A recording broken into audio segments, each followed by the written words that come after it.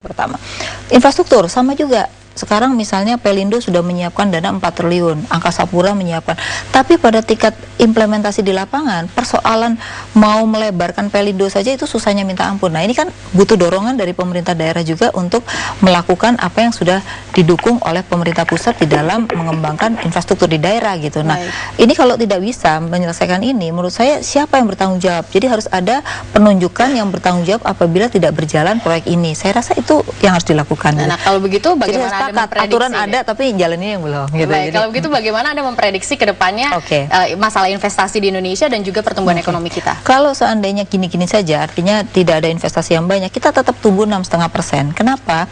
Karena bisa dikatakan stagnan di situ. Karena begini, dengan rupiah menguat, justru konsumsi masyarakat Indonesia naik. Itu bisa kelihatan. Sejak 2009 kita konsumsinya tinggi sekali ya.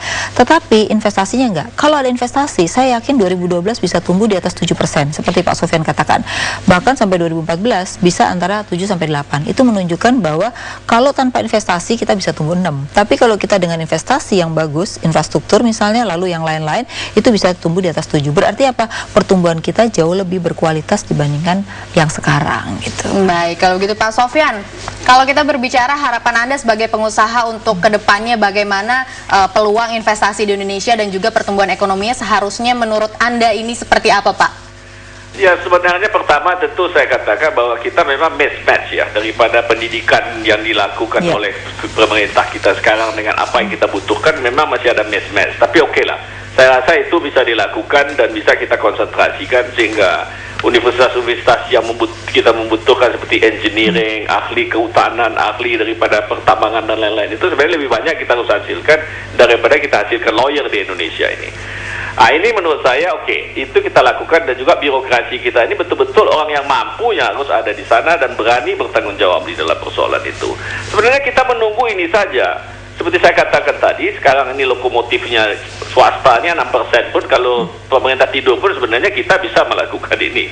Cuma sekarang kalau pemerintah bangun dan membantu saja kita sedikit dan mengkoordinasikan secara baik, seperti saya katakan tadi, itu 8-9% untuk Indonesia begini kayanya dan lain-lain, itu pasti kita bisa capai. Dan ini kesempatan menurut saya sebelum kita hilang lagi momentum-momentum di mana kalau enggak nanti semua itu diisi oleh barang-barang import dari luar negeri karena mereka tidak ada pasaran lagi dari semua masuk ke Indonesia ini karena krisis dunia dan juga adanya penciutan daripada ekonomi dunia ini. Ini kesempatan kita harus lakukan, sebab saya percaya besok ini juga bahan-bahan mentah yang kita ekspor selama ini itu betul-betul bisa turun harganya.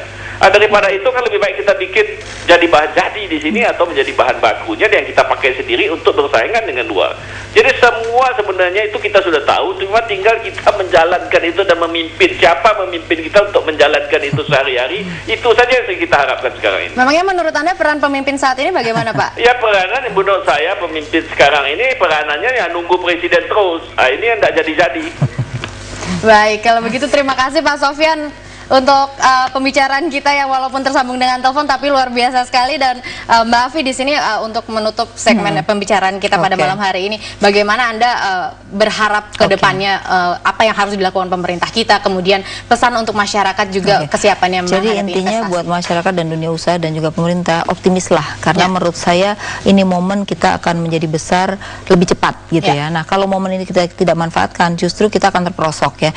Nah, 5 tahun ke depan itu adalah ekonomi global, terutama ekonomi Amerika dan Eropa itu belum akan selesai masalahnya, maka sebenarnya kita harusnya bisa memanfaatkan peluang penarikan dana investor ke dalam negeri itu harus lebih optimal, jangan hanya di pasar modal, karena kalau saya lihat sekarang kan pasar modal kita tuh kapitalisasinya bisa 30-40%, tapi sektor realnya nggak jalan. Nah, oleh karena itu supaya berimbang, market jalan tetapi juga sektor real jalan. Nah, oleh karena itu di dalam ini pemerintah harus menyiapkan skim yang paling buruk sampai yang paling baik.